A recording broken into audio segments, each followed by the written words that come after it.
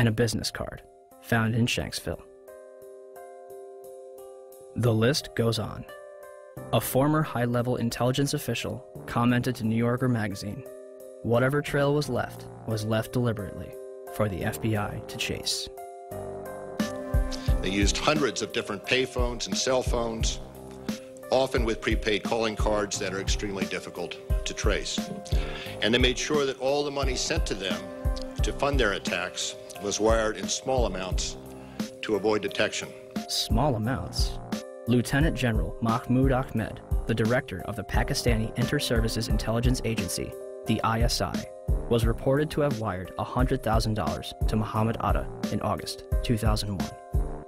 This transfer was facilitated by Saeed Sheikh, the man who allegedly kidnapped and murdered Wall Street Journal reporter Daniel Pearl, who is investigating the ties between the ISI and Islamic militants. And the Pakistanis, of course, if you know your history, have only been a couple of degrees of separation away from the so-called Al-Qaeda hijackers. The ISI has had a long-standing relationship with the Central Intelligence Agency, dating back to the 1980s with the establishment of the Mujahideen in Afghanistan, which would evolve into Al-Qaeda. I focus in on the wire transfer that General Mahmoud Ahmed wired to Muhammad Atta right before 9/11. That's pretty crucial because General Mahmoud Ahmed was actually meeting with key Washington, D.C. insiders, Senator Bob Graham, Porter Goss, the future director of CIA, on the morning of 9/11.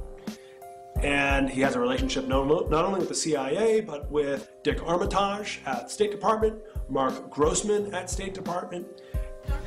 Yes, Dr. Rice. Are you aware of the reports at the time that ISI chief was in Washington on September 11 and on September 10th, $100,000 was wired from Pakistan to these groups here in this area?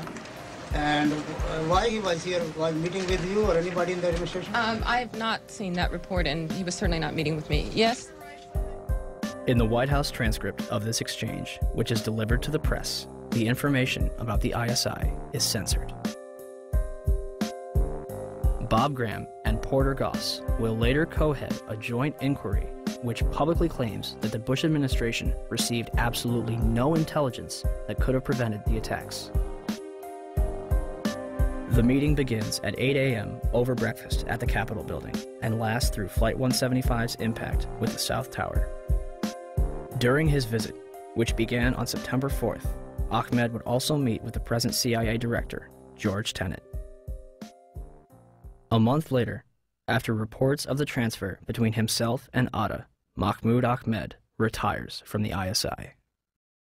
The 9/11 Commission report will later conclude that they saw no evidence that any foreign government or foreign government official supplied any funding.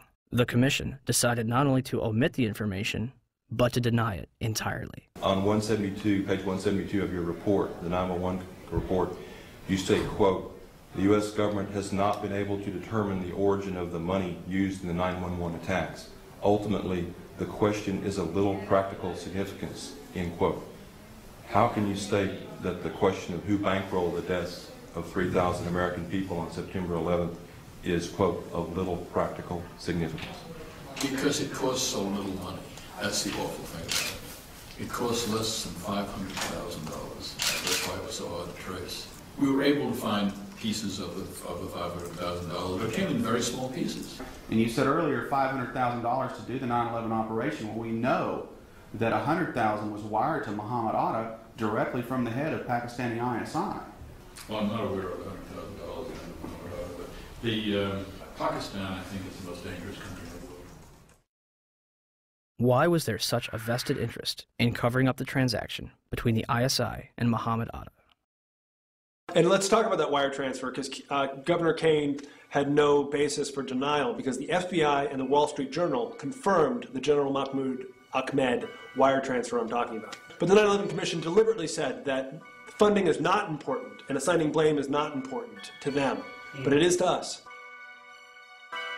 As if their funding was not suspicious enough, a number of hijackers reportedly trained at U.S. military bases As hard as this is to believe that two of the alleged terrorists involved in what happened on Tuesday may have attended schools run by the U.S. military. Now, this is according to a senior defense official. Ahmed al-Nami, Ahmed al-Ghamdi, and Saeed al-Ghamdi listed their address on both driver's licenses and car registrations as the Naval Air Station in Pensacola, Florida. Muhammad Atta reportedly graduated from the U.S. International Office School at Maxwell Air Force Base in Alabama. In response to a Freedom of Information Act, Captain Jason Taylor confirmed that a Muhammad Atta trained there between 1998 and 1999, but did not verify if it was the same person. Abdulaziz Al-Amari attended Brooks Air Force Base in San Antonio, Texas. Saeed al-Ghamdi and others attended the Defense Language Institute in Monterey, California, as confirmed by Lieutenant Colonel Steve Butler, Vice Chancellor for Student Affairs. American media ceases investigation when the Air Force says, "We are probably not talking about the same people."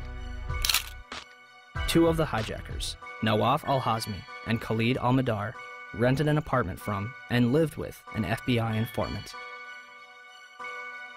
Curiously, a number of them were reported to still be alive after the attack.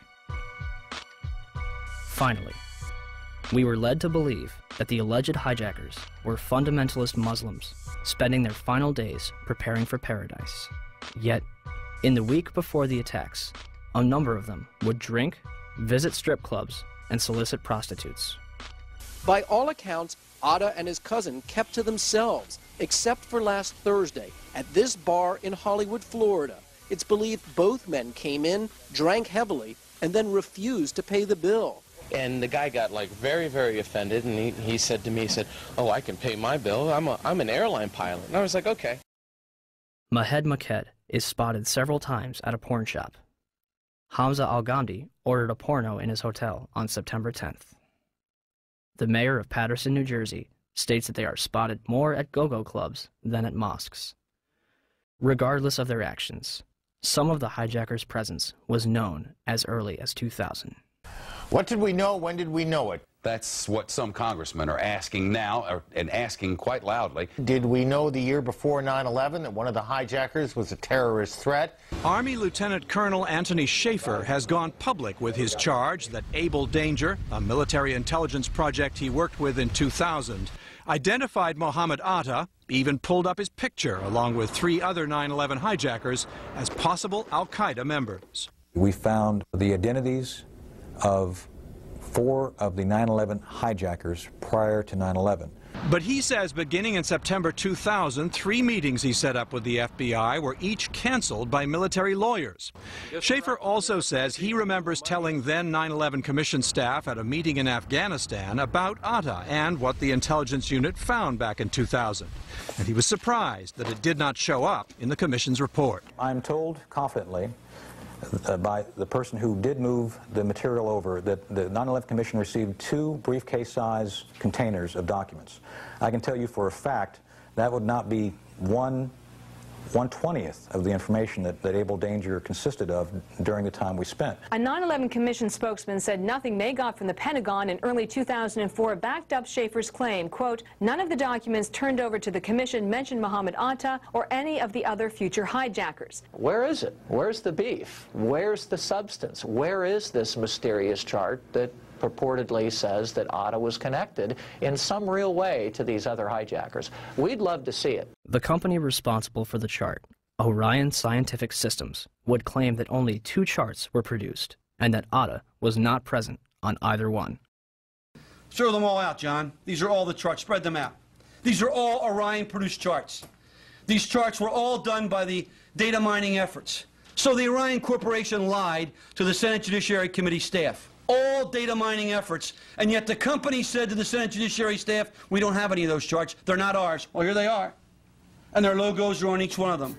Well, Mr. Chairman, at least 2 of the 5 people that were going to appear today were threatened with removal of their security clearances if they continue to talk about this. This is going back. Are you at liberty to identify who those 2 are? I will to you. I'd rather do it privately since the Defense Department has chosen not to allow anyone to testify, but I will provide that information to the committee. For the life of me, I don't understand why, as I understand it, I stand corrected if I'm wrong, but I understand the witnesses we assumed we were going to get to hear from the Defense Department have been pulled. They may be or may not be in the room, but have been instructed that they cannot testify. I think that's a big mistake. This is actually a chart of Al-Qaeda and the various cells around the world. Much of this data, most of it was obtained prior to 9/11 by the work of Able Danger. As you see, there is an actual photograph of Muhammad Atta. What does that depict generally? It depicts the organizational and activity associations of Al-Qaeda operatives that were involved in 9/11 and related events. And at the time, if the commission had looked into this in early 2004, the charts that had Muhammad Atta on it still existed. There was a chart in Mr. Smith's office. There was the chart that still should have been in the Defense Intelligence Agency because it wasn't destroyed within Lieutenant Colonel Schaefer's files until the spring of 2004. The same with the chart that Mr. Smith had. Our support